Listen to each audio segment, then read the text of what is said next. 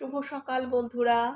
আমি মিতা আবার আরেকটা নতুন ব্লগ নিয়ে চলে এসেছি তোমাদের সামনে। এখন বাজে হচ্ছে 8টা আর এখন চা খাচ্ছি একটু।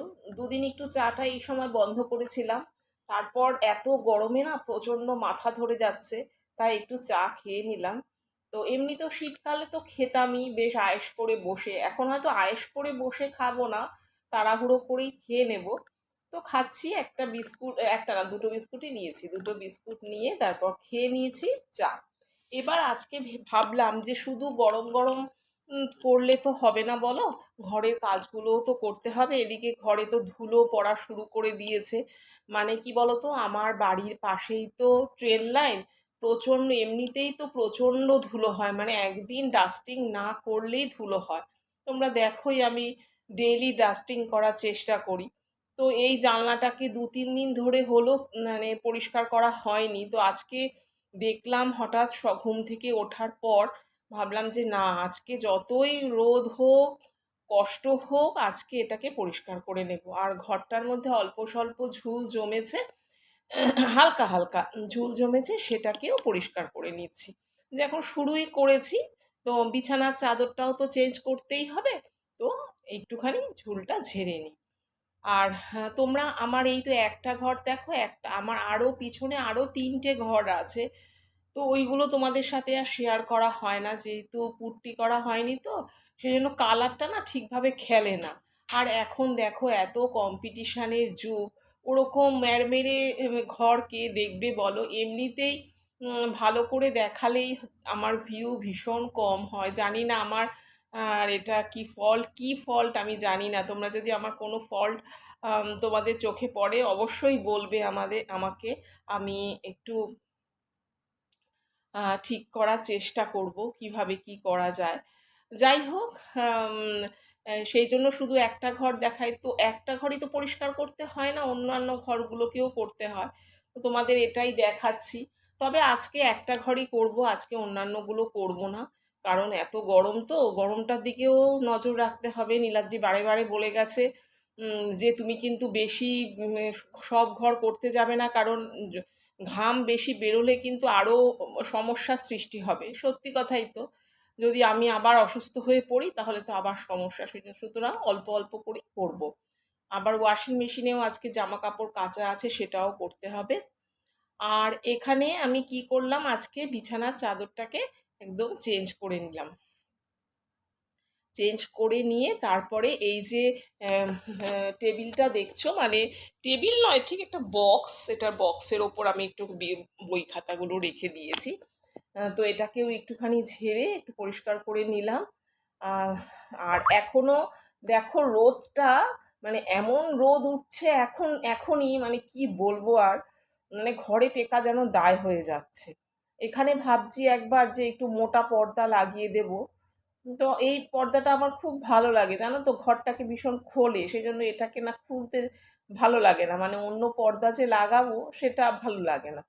তবে এই পর্দাগুলোকে একটুখানি কেচে দিতে হবে, এগুলো হাতেই কাচবো, ওয়াশিং মেশিনে আর দেবো না। আর এখানে কম্পিউটারটাকেও একটু ঝেড়ে নিলাম, মানে মুছে নিলাম। আর ওপরের যে সুইচটা আছে ওটা প্রত্যেক দিন আমি না ভুল করি, কম্পিউটারটাকে আগে মুছে নিই, তারপর মনে পড়ে ওফো আমি তো এটাকে পরিষ্কার করলাম না। আর যেহেতু ব্ল্যাক কালারের না সুইচের ওপরটা, সাদা ব্ল্যাক আর ব্ল্যাক অ্যান্ড হোয়াইটে, তো কালোর মধ্যে না ধুলোগুলো পড়লে এত বাজে লাগে দেখতে, সেই জন্য ওটাকে একদম পরিষ্কার না রাখলে না বড় বিচ্ছিরি লাগে। তো কম্পিউটারটাকে ঠিকঠাক মুছে টুছে দিচ্ছি। তো আমি এর মধ্যে কম্পিউটার নিয়ে আমার বসা হচ্ছে না একেবারেই। এক্সেলটাকে নিয়ে বসেছিলাম, কিন্তু আবার স্টপ হয়ে গেছে, নীলাদ্রিও সময় পাচ্ছে না। তো ভাবছি কালকের থেকেই আবার বসবো, যেহেতু আজকে শুক্রবার, আজকে একটু আমার বেরোনোর আছে। কেন কোথায় বেরোবো সেটা বলবো তোমাদের পরে। তো ভালো করে ছেড়ে নিলাম। আর এই যে যেটা দিয়ে আমি ঝাড়ছি, এটা দিয়ে না খুব সুবিধে হয়েছে, জানো তো, সবগুলো খুব তাড়াতাড়ি করে ঝাড়া যায়। তবে কি বলো তো, এমনি কোনো কাপড় দিয়ে মোছার আলাদাই একটা গুণ আছে, সেটা মানতেই হবে। আর এই যে ঝাড়াটা দিয়ে ঝাড়ছি, এটাতে চটজলদি হয়ে যায়, হালকা উপর যেই ময়লাটা থাকে সেই ময়লাটা উঠে যায়।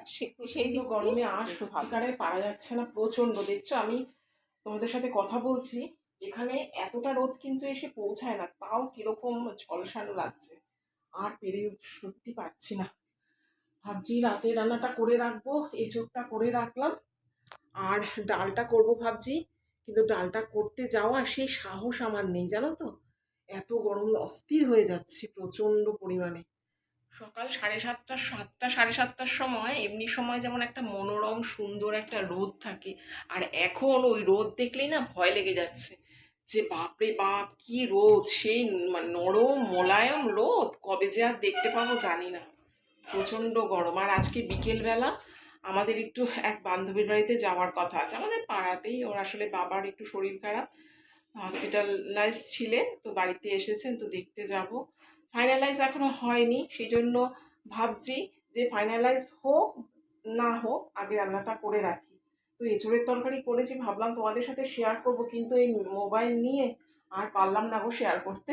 এমনিই করে রেখেছি, কি কি রান্না করব দেখাবো, মানে রাতের জন্য। সকালে রান্না তো হয়েই আছে। এই যে বাইরের দরজাটা একটু খুলে দেখলাম, বাবা আমার যাওয়ার সাধ্য নেই, এত গরম এত গরম, আর পারছি না। প্রচণ্ড গরম। নীলাদ্রি বলে আমি তো সারাদিন এসির মধ্যেই থাকি, আমি ভাবি তোমাদের কি কষ্ট হচ্ছে। তা এখন তো ওর অফিস, কিন্তু এই যে যাচ্ছে আসছে এটাও তো কম কষ্টের বলো, আমরা তো বাড়িতে থাকছি, বাড়িতে থেকে কষ্ট সহ্য করছি, কিন্তু ওকে তো যেতে হচ্ছে প্রতিদিন। কি আর করা যাবে, সবারই কষ্ট আছে, এক একজনের কষ্ট এক এক রকম, তাই না। আজকে তোমাদের সাথে অনেক গল্প করছি, কি করব, আর কাজ ফাজ দেখাতে পারছি না, এত গরম লাগছে। মনের অনেক কথা তোমাদের সাথে শেয়ার করি, আমরা তো সব নিউক্লিয়ার ফ্যামিলি। তা কথা কাদের সাথে বলবো, আমার এখন বেশ ভালো হয়েছে একটা তোমাদের সাথে গল্প করা, যেগুলো মনে হয় সেগুলো একটুখানি গল্প করি। বললাম বাইরে আসবো না, তাও একটু দরজাটা খুলতে ইচ্ছে করে। সব সময় না বদ্ধ ঘরে আমি একেবারেই থাকতে পারি না। আমার বাড়ির সামনে একটা নিম গাছ ছিল, জানো তো, কেটে ফেলেছে। কি বড় নিম গাছটা ছিল, কি বলবো, মানুষ এই গাছ কাটছে, আর আমাদের এই শাস্তি। আমাদের বাড়ির থেকে মানে মেন রোডে যাওয়ার পথে একটা কৃষ্ণচূড়া গাছ ছিল, কি সুন্দর কৃষ্ণচূড়া, লাল ফুলগুলো হতো না, এত দেখতে ভালো লাগতো, অসাধারণ লাগতো। আমরা যখন যেতাম আমি তো গাছটার দিকে তাকিয়ে থাকতাম। এত মানে প্রকৃতির যেমন এই রূপ আছে, তেমনি মানে চোখকে শান্তি দেওয়ার মতো রূপ আছে। কিন্তু ওটাও কেটে ফেলেছে, ফ্ল্যাট হয়েছে। এখন আর ওখান দিয়ে গেলে না খুব কষ্ট হয়, তো ওই গাছটাকে আর দেখতে পাচ্ছি না, এত সুন্দর ফুল হতো। চলো, এরপর একটু পটল ভাজার আছে, পটল ভাজবো, তারপর খাবো, মেয়েকে স্নান করতে যেতে বলি, ভীষণ দেরি করে মেয়েটা স্নান করতে যেতে। আর বাথরুমে জল ভরে আসি, জলটা একটু মানে বালতির জলটা কম হয়ে গেছে, আমি যাচ্ছি মাঝে মাঝে আর একটু গায়ে জল ঢেলে আসছি, কি করব গরমে আর পারছি না। তবে এটাকেই মেনে নিতে হবে, আস্তে আস্তে এটা কি হচ্ছে, এটা না সহনীয় হয়ে যাবে, জানো তো। পরের বছর দেখবে সহনীয় হয়ে যাচ্ছে, কিন্তু একটা সময় যে কি আকার ধারণ করবে এটা, সেটাই বোঝা যাচ্ছে না।